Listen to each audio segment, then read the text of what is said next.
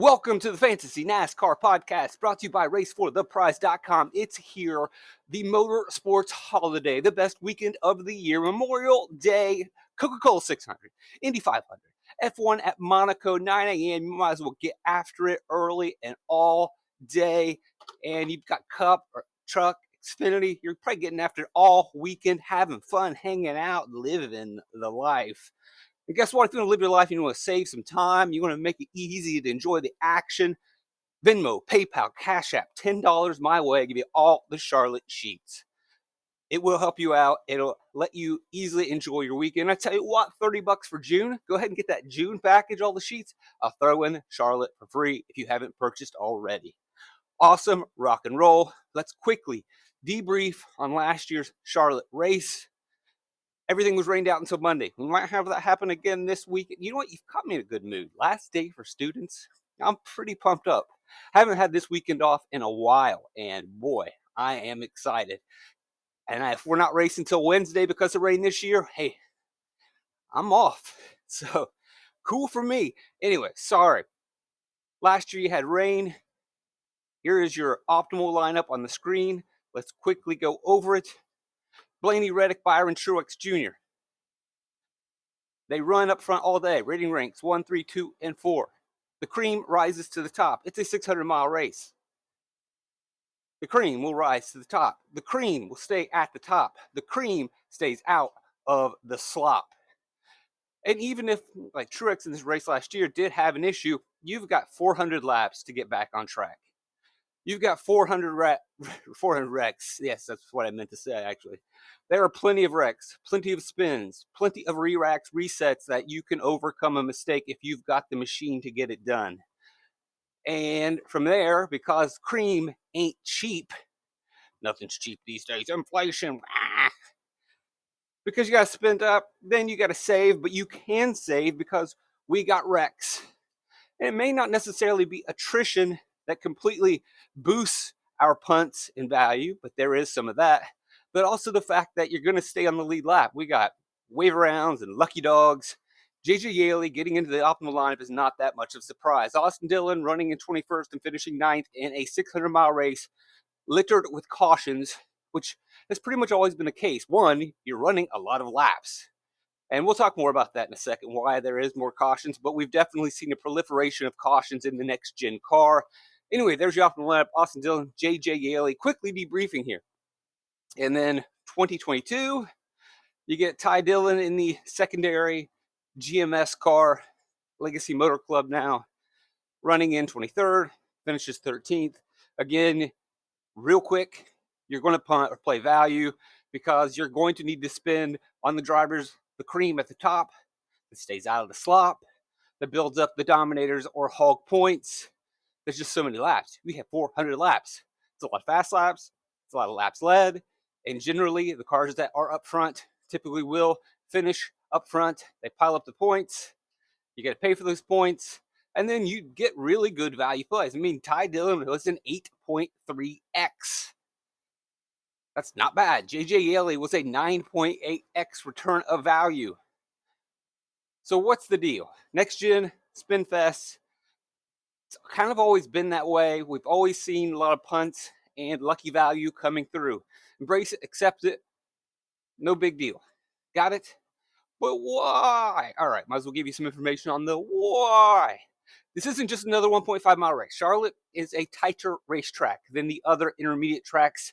If you've played iRacing, oh no, here comes another iRacing rant. No, but it's fun. But here's the deal. If you've raced at the Charlotte racetrack as compared to other intermediates, it's a tighter track. It's not as wide as a Kansas. It's not as wide as a Las Vegas. You can still pass here, but you have to use every inch of the track. And if you are using every inch of the track, you're hitting the wall, you're hitting each other for 600 miles. So we're going to get cautions. We're going to get spins. Some are bad, some are harmless. Some are in between, but you still have 600 miles to recover. 600 miles of tight racing, frustration builds, loss of concentration builds over 600 miles. It's not a surprise to see spins and hitting the wall and hitting each other. And then you add on to that in the next gen car, especially in the intermediate track package, the cars are very equal now. We don't spread out and churn and burn the laps. They are pretty equal. They stay close enough together. You're using every inch of the track. You're using every inch of each other. There are battles. There are wrecks. There are spins. And then you add to that the lesson, a lesson in unintended consequences. What's that mean? So, the unintended consequences of making the infield safer by getting rid of the grass that would just obliterate splitters. Remember those days? You get into that wet grass, especially at Charlotte or anywhere else, and your car just explodes. Well, now you slide harmlessly through the AstroTurf. Oh, cool, that's good. Well, the drivers know that. And the lesson in unintended consequences is, hey, I can push it through the tri-oval more than I would before because the penalty isn't as severe. If I make a mistake, I just go for a nice little slide through the turf, spin it around, and I'm right back in it. I've got a ton of miles to go. So now we have drivers that are much more aggressive than they ever have been before coming out of turn 4. And turn 4 into the tri-oval is really your passing zone. You don't really have as many of an opportunity coming out of turn 2. Exit's a lot tighter. There's not quite as much room. You really don't like the passing zone out of 2 into the back stretch. The place to make your move is to go into turn 3 and either go high or to kind of cut it low and diamond down. Uh-oh, is he going to reference his iRacing? I guess I just did. Anyway, you come into 3 and you've got more maneuverability, and as it goes out into the tri-oval, you can kind of get a little bit more exit or play around with it a little bit much or more. And so they're racing more in the tri-oval in a place where racing was already the place to pass in the tri-oval. Now you can be more aggressive because of the turf. And so more spins, more wrecks. How about that? Pretty fun. Not like this is like a race where everybody's passing everyone, but there is maneuverability. There is an ability to move forward. Either way, you're going to see plenty of spins and cautions, which opens the door for these guys. But that being said, we shouldn't see too much action in the top 10 or in the top 5. There's going to be some guys that make moves and get through. But for the most part, once you get through a restart and you get your top 10 running, the clean air from 1, 2, and 3 are going to be pretty much locked in, and it's going to be hard to get around them. But from there back, you start to see guys that are able to climb from 20th to 5th if they have the right car and they have the right setup. Again, there's going to be millions of pit stops. So in the million of pit stops, you say, oh, I got to look at the pit stop data. Maybe we'll do that later this week. But at the same time, pit stops matter. William Byron was great on pit road last year. But you can have a bad pit stop. It's not going to matter because there was a million pit stops. You can definitely make gains and sustain those gains. One bad stop's not going to hurt you. We're going to have a restart, wreck, re-rack. Restart, wreck, re-rack. Welcome back, right? You have a bad pit stop. But we have a wreck, so then we restart, we re-rack the field, you gain some spots, then something else happens. And even if it's not another restart wreck, we get to spin 20 laps down the road, we reset, we re-rack, and you may have been 10 seconds behind the leader, but now you're in the 3rd row or the 4th row. Just how it works. Wreck, restart, re-rack, welcome back, Jack. And then on top of that, you got wave rounds, you got lucky dogs, of which you probably, I mean, like, if you remember any of the recent Coca-Cola 600s, you'll hear BJ McLeod's name plenty in the first 100 laps because it's, hey, BJ McLeod is our lucky dog. Should be like an honorary BJ McLeod Coca-Cola 600 lucky dog award. He is our lucky dog emeritus. But again, that reinforces the point that the punt is alive and well. A cheapie will be alive and well. And just because the driver's not fast in practice, may not have been good all season, they're going to have plenty of opportunities to hang on to the lead lap, survive the race, and as long as they're saving you money, that's all that matters, honey. So you see the optimal lineup. I think that's a pretty good debrief. I just want to talk about 2 quick things from this race. And because of, and then really, there are so many different cautions, but ultimately, again, the drivers that finish up front are the drivers that you would expect. Now, I don't have them sorted by finishing position right now. Let me go ahead and do the finishing position. As we look at the lap by lap data, no, I'm not going to break down 400 laps of action. And you'll be able to see real quickly. But again, Ryan Blaney, 95% of his top laps in the top 5. Byron, 84 in the top 5. Those are 1, 2, and 4. Truex, 4. The only reason that number is lower is because he had issues. But again, like I said, you can get out of trouble pretty quickly. Bubba Wallace had plenty of issues all day. Had a fast car. He finishes up front because of some of the chaos at the end. But also, he had a car that legitimately could get a top 5. It's just he had mistakes. But again, reinforcing the point of the restart. Wreck 'em, re-rack 'em, welcome back 'em, jack 'em. And he's able to get up there. Tyler Reddick finishing up front, running up front all day. Kyle Busch also overcomes several handful of issues. And then we've got guys who kind of just benefit from the chaos at the end. And then you've got guys that don't benefit from the chaos at the end. Brett Keselowski has a whole slew of issues. Logano has issues. Bell has his typical issues. I mean, raise your hand if you agree or disagree.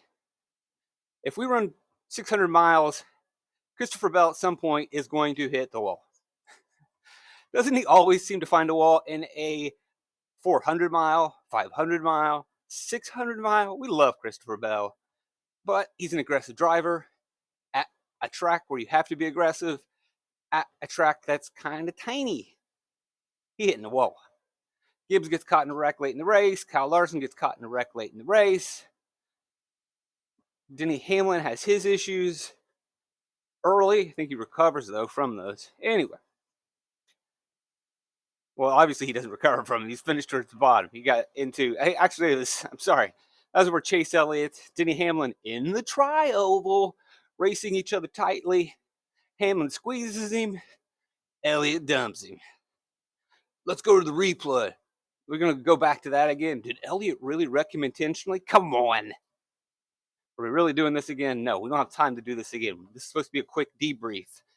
And the treadmill's about to go, bing, you're done. I'm going to have to restart it and overheat the motor. Here's where I want to go.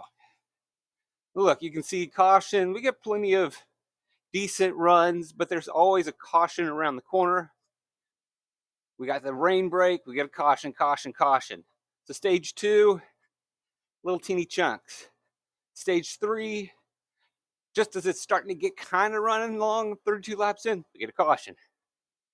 Then we get a decent run here, a little bit longer, but we still get a caution about 30, 40 laps later. And then we got another stage break because we got 3 stage breaks here. Again, we got a 30, 40 laps in, and we get a caution. And then it's, all right, the lights are on. It's beeping because I went too far. So bear with me for a second. God, I hope I don't burn out another treadmill. Can't afford that. Let's sell some more sheets. So then we get the lights are on in their minds of, all right, man, I've survived about 500 miles of this race. I'm still in it. It's the Coca-Cola 600, baby. This is one of the crown gems. This is it, baby. Let's go for it. And we start going for it, and we start wrecking, and we go chaos. So I think the key point is to look at lap 358 and see where our drivers are running, and then watch what unfolds from caution on a restart, caution on a restart, caution on a restart. And then finally, after everybody's done punching each other in the face, we run it out and we see where we all finish. So Byron was leading on lap 358. The cream at the top stays mainly out of the slop, but not always the case because you have Kyle Larson who gets tight on a restart. When we're on a tight track and we're running side by side, he goes, Ty Gibbs goes, Joey Logano goes. That's how it works, folks. Next, we got Kyle Busch, who is able to overcome plenty of adversity during the race. He stays out of the mess. Ryan Blaney stays out of the mess. Well, no, he doesn't stay out of this. We got to kind of zoom to the back here to see. But let's just do our quick ones first. Actually, the better way is look at our finishing position and then go back to 258. That's right. So Blaney, who had been up front all day, finishes, wins. He was right there within striking distance from 358. William Byron was running first, loses the lead to Byron or to Blaney on pit road. Blaney pulls away. 1 and 2 best drivers. Again, rained out weekend, no practice data to lean on, but I'm not surprised to see Blaney running well here or Byron. Truex overcomes a bunch of issues, not a bunch, several issues. He's actually able to drive through the field several times and get back into the top 5. He's there all day long. He's in 5th before the caution fest. He moves up. Bubba Wallace was in 11th. Has his issues again. Able to recover on the restarts. You can see here 383.1, makes big gains, moves forward up to 5th. Reddick was running 7th, finishes 5th. Kyle Busch was up as high as 3rd. Still with a solid day. Stenhouse in 8th and had a pretty good day. If I go and look at, I don't want to do that. Oh, do that. If I look at Stenhouse's laps and driver rating, I think it was pretty solid. Yeah. Look at that. Driver rating was 6th. How about that? Parecki. With the left hook. Was that a left-handed punch? How about that, man? That's probably why Kyle Busch wasn't expecting it. I didn't know that Ricky was a southpaw. Always going to get you. Hey, you know what they say? Only a sucker gets sucker punched. It's a Jack Reacher line from his short story books. Chris Buescher was in 23rd on lap 358. He ends up ultimately finishing 8th. Congrats. Really didn't run all that well during the day. Hanging around the back, which is fine in a 600-mile race, especially when you expect kind of cautions at the end. Dillon got up as high as 13th, running in the top 15. RCR had good cars. Not really that much of a surprise. We've seen Austin Dillon sneak his way up before. Even if we go back a little bit further, he was in 14th. Zane Smith, not a bad day here. Front row, 12th. Remember, this was a different car, probably a better car than he had last year. Kevin Harvick had got spun out earlier, had a pretty good race, gets back up, and this is where he gets spun out. Alex Bowman, but he does recover, right? Harvick wrecks. Again, I think this really illustrates how that AstroTurf's not going to kill you. Harvick goes for a ride in the AstroTurf on 358. Drops to 25th. By the end of the race, he's back in the top 11. Restart, wreck, restart. No. Yeah, restart, wreck, re-rack, welcome back, Jack. Restart, wreck, re-rack, welcome back, Jack. Harvack. And we can see some of these drivers like Harvick, spun, still gets up there. Alex Bowman gains a couple spots. Ryan Preece gains a couple spots. But if you go back further, Ryan Preece, with just about 50 laps to go in the race, was in 25th. He'll ultimately finish 13th. AJ was in 18th. He's ultimately going to finish 14th. JJ Yaley was in 24th, just surviving, hanging in there. And he's ultimately going to finish 16th. Corey LaJoy, all these guys getting boosts. 22nd, he finishes 17th. Not the biggest or best day, but a top 20 nonetheless. Brad Keselowski was in 28th. All of his issues that he has still comes home with the top 20 day. And then we have a handful of drivers that were in good spots who dropped out because of the madness. Logano loses a top 10. Chastain, long day. Suarez, long day. Bell, you can't hit the wall that many times. Sorry, folks. Gibbs, maybe a possible winner. Game over. Not all of our punts are going to come through. Not all of our guys are going to make it. Some of them are just going to be too many laps down. Ty Dillon in the secondary spire. McDowell with just a long day. Mistakes on pit road. Issues in race. McLeod, not a surprise. Cindric got into a wreck. So these are all attrition plays, Larson, Wreck, and these are guys that just didn't make it to the end. And Johnson didn't make it to like even the beginning almost. But 1, 2, I mean, think about this from the punt perspective. Jimmy Johnson, so 1, 2, 3, 4, 5, 6, 7, 8, 9, 10 cars at least that are all, without a doubt, top 25 cars. I don't think that's a stretch. Well, maybe not Jimmy Johnson, but anyway, again, these guys all could be top 25. 1, 2, 3, 4, 5, 6, 7, 8, 9, 10. I think legitimately a strong argument can be made that those drivers from Ty Gibbs down to the Hamlins, Elliott's, Gillens, Jones, if you're listening to the audio version, are all top 25 drivers. So if you started outside of the top 25, that's 10 spots you're going to get. I mean, say you start 26. Well, let's say you start in the 30s and there are 10 cars that are all capable of top 25s in front of you. You take them out, that is 10 spots. So you just went from 30th to 20th just by not wrecking. That's where you get a J.J. Yaley. And you just got to pick the right one, the one that's not nearly as bad as the others. And how do we know which one and why it was J.J. Yaley?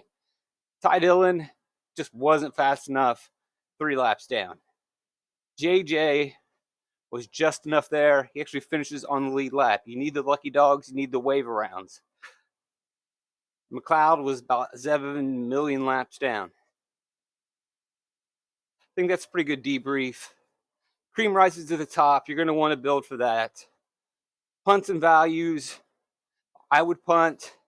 My value somewhere in between. But again, I don't think it has to be the greatest value play in the world. We've seen Austin Dillon be a pretty solid spot. Average running position of 21st.